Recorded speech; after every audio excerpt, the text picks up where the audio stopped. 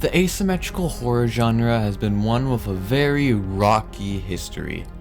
The big daddy of the franchise is without a doubt Dead by Daylight, as it was one of the first to do it and definitely did it pretty well. Plenty of other games like it have come out, but none of them have really succeeded, whether because of licensing reasons or the game just kind of fucking sucking. But no game has been able to reach a long-lasting player base like Dead by Daylight has. But what if I told you I just lied right now?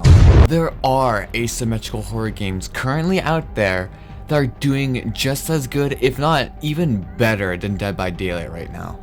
And those games are on Roblox? What? I feel like a lot of people don't realize how genuinely good Roblox actually is as a game platform. I feel like most people just assume it's the stupid dumb kids tycoon game, you know? But Roblox games can actually be really good, if not even better than a lot of games on the market right now. It's just that usually in Roblox it takes a lot more effort to make something that looks not like a Lego. So I wanted to look at Roblox's asymmetrical horror games and compare them to the asymmetrical horror game. In today's video, I'm only going to be looking at Forsaken, Pillar Chase, and Outcome Memories, because those are without a doubt the best ones out right now. And there are a lot of just straight up Dead by Daylight recreations on Roblox, but I'm not going to be looking at those. I want to focus on the more original ones. And I know a lot of people are going to say, oh, you shouldn't be comparing the games, they hardly even play anything alike. But an asymmetrical horror game is an asymmetrical horror game. If people compare Dead by Daylight to Evil Dead the game, which is basically not at all similar, then I think we compare fucking Pillar Chase to Dead by Daylight. Yeah, sure, they may not play exactly the same, but they're still in the same genre. I'm by no means a complete veteran professional in any of these games, but I have played them all quite a decent bit. So anything I say is actually a fact, and if you disagree with me, you are objectively incorrect. Of course, I'm just joking. This video isn't supposed to be taken that seriously. This is just for fun. I'm by no means really that good at explaining things. I've been kind of going insane trying to script this for 5 years. So please just take this lightheartedly. You can enjoy any game you want, and whatever one's better than the other, that's up to you to decide. So anyways, let's get into this. I'm going to be talking every game one by one, starting off with a bit of history and going into gameplay. And obviously we're going to start with the big man himself, Dead by Daylight. Dead by Daylight started off as a small indie game in 2016. It took obvious inspiration from classic slasher films like Friday the 13th and Halloween, and it had a very spooky vibe to it that it eventually lost over time.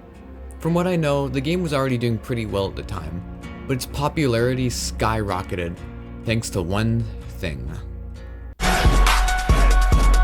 Somehow early on, they managed to get the rights to add Michael Myers to the game.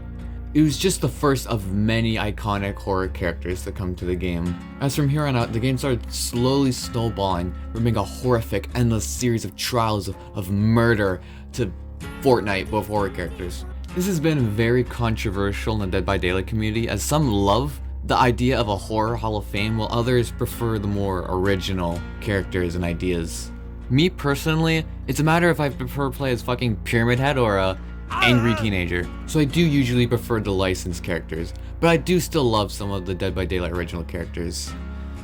Especially you, Singer. I love you, Mr. B. But no matter what your opinion is, you can't deny the fact that the licensed stuff is definitely what brings in the big bucks and attracts new players. But anyways, enough about the minor stuff, let's talk about the actual gameplay itself. Dead by Daylight on the surface is simple. 4 survivors versus 1 killer. The killer must, kill everyone, while the survivors must suffer! Survivors must repair 5 generators to power the exit gates. Then once the exit gates are powered, you gotta open them, then escape. The killer needs to stop the survivors from repairing the generators and must hook them to kill them and, make it so they can't repair generators. Survivors can be hooked twice, and on their 3rd hook, they're dead. Once you're on the hook, the only way you can really get off of it is if a teammate comes and helps you off. Instead of having HP like usual games, Dead by Daylight has health states. You start off healthy. If you get hit, you become injured. If you get hit while injured, you become downed. If you're injured and you want to get back to healthy, then you can either use a med kit to heal yourself or a teammate can heal you. The only problem is that it's... If the survivor wants to survive, then they gotta use pallets and windows to help keep the killer away from them. Pallets can be used to stun the killer and can be vaulted over, and windows are simply to just help get away from the killer. But this is where the problem lies. That's all the game is. Fucking ring around the rosy. Look, if this is the type of gameplay you enjoy, then that's completely fine, there's nothing wrong with it. But when this is really all your gameplay is, especially for survivors, like, come on. Especially since it's not even like entirely skill-based. Like, a lot of it is just mind games, so if the killer doesn't do the exact thing you predicted, then you're kind of fucked. That mixed with the fact that outside of chasing, your survivor gameplay is just going to be sitting on generators, sitting on a hook. However, as a survivor, you do have a loadout you can customize. You can pick an item, add-ons for the item, an offering, and up to 4 perks. And there's like 50 bajillion perks in this game, which at first may sound good, because wow, replayability. Most of the perks are just straight up useless or bad, or require you to basically have your entire build revolve around that one perk. Items don't do much, mainly because there isn't that many of them, aside from the flashlight, which gives you the ability to blind killers. Otherwise, yeah. So I obviously don't like survivor gameplay, but what about killer gameplay? And honestly, I like killer gameplay, it's pretty good. Like, I don't think I have really any major bad things to say about killer gameplay, because honestly, I feel like it's very rare for me to have a bad killer game. Like, obviously, yeah, there are the few bad killer games, but otherwise, they're either just okay or fun. Although I will be honest, the whole 2-hit and a survivor's down thing, I do feel like kind of makes killer gameplay a bit less interesting, because killer powers have to be based around that, so they can't really be that easy to hit or else they'd be overpowered, you know? Like, by all means, it's not the worst thing in the world, but I do feel like it would be more fun if it was just like standard HP. So you can hit survivors multiple times instead of just having to just 2 and oh, they're down now, I guess. But this is oddly where the only problem with the whole major licenses things comes in, because this game was originally made with the idea of like slashers in mind. So when you start getting big characters like Nemesis and Tokyo Ghoul and Dracula, they have to play by the same rules as the just ordinary people with knives. By all means, they do a good job for most of the characters to give them abilities they have and make it work. But still, I don't really feel like I'm playing as Nemesis when I'm running around a little table and only able to hit them 2 times and not even have my freaking rocket launcher. Anyways, I feel like we're going a bit off the rails. I'm only really saying that because I'm gonna be honest, the whole playing as my favorite characters is literally the only reason I play Dead by Daylight, to be honest. Anyways, back to killer gameplay. Killers have 2 add-ons that they can use to give buffs to certain parts of their power or outright change the way it works in some ways. They also have perks and offerings as well, but I don't fucking care. I'm not explaining that shit. I'm fucking done with this shit. Anyways, yeah, I'm nearing the end of my talk about Dead by Daylight, since there's not much else I can say. Once again, this isn't like supposed to be a perfect tutorial or explanation. It's just like a basic rundown. So yeah, I'm gonna be honest, I don't think I could ever really recommend this game with... I'm saying that with years of experience, by the way, and even though I kinda like this game, I just don't think I could recommend it to anyone. And even if I did, I just straight up think you should never play Survivor and only play Killer, because Survivor is actual mental and physical torture on yourself. But if you do play it, just be warned, be prepared to have like at least several racial slurs thrown your way. But yeah, that's about it for Dead by Daylight, so let's start moving on to the Roblox games, starting with Pillar Chase 2. Oh, Pillar Chase. Pillar Chase was the game that started this whole spread of ASYM games recently. By all means, there were definitely a lot of ASYM games before Pillar Chase, but they're all just kind of like very bad. They're bad. I'm not too familiar with the history of Pillar Chase, like how it started, so I'm not really going to go into detail about that. All I'll say is that it has been confirmed that Pillar Chase 2 is not inspired by Dead by Daylight. Now, before I begin talking about the game, let it be known that the game is currently in the process of being recoded. So basically the entire game is basically going to be different, which at that point you might as well just make Pillar Chase 3, but whatever. So I'm only going to be talking about the current version of Pillar Chase, as that's the version that got popular and, well, the only one you can play right now. Pillar Chase's roster is based on internet horror. So just things like Baldi, Springtrap, Slenderman, to Vita Carnes. Basically most things you can think of, which is something I really like, as Dead by Daylight is mainly focused on the big horror names. Like, aside from Five Nights at Freddy's, I doubt we're gonna see any indie horror or creepypasta characters in Dead by Daylight anytime soon. As for the rest of the Roblox games we're going to be talking about, instead of being able to just pick Killer or Survivor like in Dead by Daylight, you have to play Survivor until you eventually get your turn to play as Killer. While I can come up with an excuse as to why that's a cool idea, I'm not going to pretend it's kind of annoying, especially in Pillar Chase's situation, which we'll get to in a minute. So, playing Killer. That's without a doubt the main attraction for this game. Playing Killer in Pillar Chase is actually really fun. Usually in Dead by Daylight, while every killer has their own power, usually the power is just kind of like one thing, with maybe occasionally one or two other bonus abilities it has. In Pillar Chase, every killer has multiple abilities. Some killers have 3 abilities, while others only have 2. These abilities could either be something that outright damages a survivor, or just something that gives people around you like a slight debuff or buffs your speed a bit. In Pillar Chase, both survivors and killers have stamina. Killers usually have a bit more and are faster, but they still need to be careful, as if their stamina runs out, then catching up to survivors is gonna be hard. While this definitely does add to the gameplay, I will admit, for some killers, it kinda just makes everything unbearable in certain situations if the killer's slower or doesn't have much abilities to help get survivors from far away. In Pillar Chase, there's also not really any goal in mind. It's literally just the killer has to kill everyone, and then they win. There's a timer that the survivors must survive. They can complete objectives to lower the timer a bit.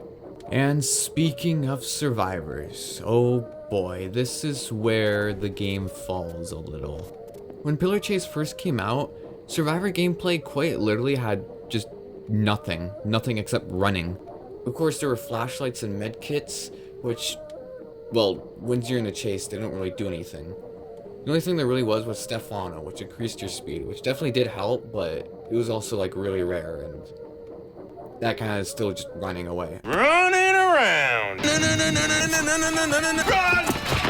However, they did eventually introduce survivor abilities slash perks slash whatever they were called, where they're either perks for your character or just straight up abilities. Now, whether these helped survivor gameplay feel more interesting kinda depends on who you ask.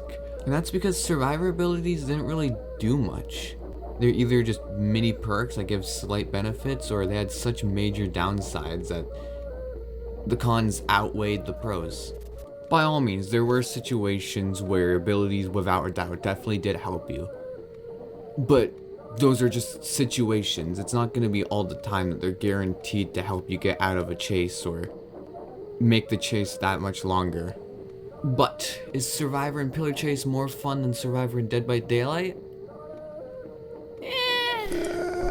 Dead by Daylight has more stuff to do as Survivor compared to Pillar Chase, but at the same time, it's just more miserable. It's like choosing between staying in a padded room for a week or being strapped to a chair and stabbed for a week. Yeah, one's boring, but the other's painful. I feel like one of the main things that helped Pillar Chase stand out was just the sheer amount of quality, as well, Roblox games aren't exactly known for their quality. Like the animations, the models, like it looks really good for a Roblox game, and hell, honestly, sometimes it looks even better than Dead by Daylight. But yeah, that's all I can really say about Pillar Chase, as we're still waiting on that recode, so yeah. On to the next game, one that holds a special place in my heart, Forsaken. Forsaken. Forsaken is without a doubt currently the most popular game here, and is the one that takes the most inspiration from Dead by Daylight. From what I know, Forsaken started off from some developers from Devil's Dawn left to go make their own game. At least I'm pretty sure that's how it goes. Which, if you don't know, Devil's Dawn is another Pillar Chase type game we're still waiting on, which I want to play as the Guardian. Come out. I'm pretty sure Forsaken has a lot of history behind how it started with a bunch of people that came and went and stuff, which I don't really want to get into because it's a bit complicated for my little head to understand. Forsaken is mainly focused on Roblox media and horror, with classic Roblox characters like Builderman, Elliot, Noob, Shedletsky, and then some infamous hackers like Cool Kid, John Doe, Slenderman. There obviously are a few characters that seem strange at first, like Jason, but all these characters are heavily tied to Roblox history, so they're not that weird. I'm gonna talk about gameplay first, and then after I'm gonna go into my problems with the game's current general theme, because this game holds a very special place in my heart for various reasons. So, Forsaken gameplay. On the surface, it's similar to Pillar Chase, a bunch of survivors versus the killer. The killer must use their abilities to kill the survivors must survive until the time ends, and it can do objectives to decrease the timer. Minor difference is that in Forsaken, instead of every map having different objectives, every map just has generators, which gives me Dead by Daylight trauma. But here's the thing that always made me like Forsaken more than Pillar Chase, is the fact that every survivor has their own abilities. And these aren't just some baby ass abilities either. These are actually fun abilities to use that actually help you or your team. These abilities can range from a simple slash that stuns a killer, to throwing a pizza that heals teammates, or building slash placing things that can affect the killer. There's much more replayability because of the variety in the survivor options. Like, yeah, Dead by Daylight has like 500 perks, but like, they don't really feel like they affect gameplay that much compared to Forsaken survivors, where everyone feels different. And then you have killer gameplay, which I feel like at the beginning a lot of people really didn't like killer gameplay in Forsaken, but I feel like there's a good chance that's just because they're used to Pillar Chase, where you absolutely dominate all the survivors, compared to, you know, Forsaken, where the survivors actually fight back. I'm not really sure how I describe killer gameplay in a way that isn't just describing Pillar Chase again. So all I would say is that playing Killer and Forsaken feels much more faster and is a bit more interesting because you gotta play while considering what survivor you're currently chasing and what they could do. But if all the survivors work together really well, then it definitely can be very frustrating for Killer. Forsaken also has items like Pillar Chase, but the only two items that you can find off the ground are medkits and Bloxy Colas. So I'm not sure if they ever plan to have more items, because at the moment items just kind of feel like an afterthought, because Bloxy Colas aren't that useful, and medkits obviously are useful, but like it just feels kind of weird that it's just kind of there. So that's all I can really say about gameplay right now. So I want to talk about my frustrations with how Forsaken is currently being handled. Now, the first issue I have is something that's definitely not exclusive to me, and I think it's something that just most players agree with, is that even though the game has been out for like 6 to 7 months, we've only had like 2 new survivors, 1 reworked survivor, and 1 new killer. And keep in mind, we've had like 50 killers promised. I'm not going to go into too much detail about that because I feel like you've probably heard that one plenty of times. And so my main problem is just kind of with the general theme of the game. Now, this is something that's also been talked about a lot, but the old OST. Holy Lord, holy Spectra itself. The old OST was just, I just loved it so much. This is no offense to like the new music people, because the new music in Forsaken is really, really good. I really like the new Forsaken music, but I don't like it for the same reasons I like the old music. Like, a lot of the new OST are jams, but that's not really what I think Forsaken should be. It shouldn't just be music that's good, because Forsaken should have that like dreading undertone to it, which I can't really describe it properly because I'm not like a professional in that aspect, but it should have that horror aspect to it and that sad aspect to it. Like, by all means, the gameplay is definitely probably the main reason I got into Forsaken to begin with, and still going to be the reason I continue to play Forsaken and enjoy it. But that's not the only reason. A big factor into me liking Forsaken was just the feel of it, like the vibe, the theme, the characters. And while this is definitely something that's not the game's fault, as it's not anything you can really control, but the game getting really, really popular kind of made the whole community feel a bit less fun to engage with, as smaller communities are more, you know, they're cozy in a way. Once again, this isn't the game's flaws. It's not anything it has control over. But like, my channel started growing with Forsaken, so my community was about Forsaken. So it was fun to make videos and engage with the community and stuff like that. I guess I am just kind of being nostalgic, but what I'm trying to say, this game holds a very special place in my heart, so I want it to be the best it can be. Like, the game is very clearly going for a much different art style now, like a more cartoony and less horror and serious focused style.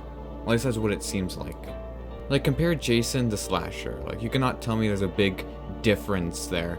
And this isn't necessarily a bad thing. It's just, this isn't exactly why I fell in love with Forsaken in the first place.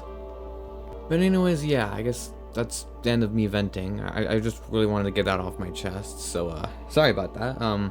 Yeah, that's all I can really say about Forsaken. It is still pretty fun. I do encourage you to play it, but I guess on to our last game, Outcome Memories. DJ DCI, hell, brabo da putaria.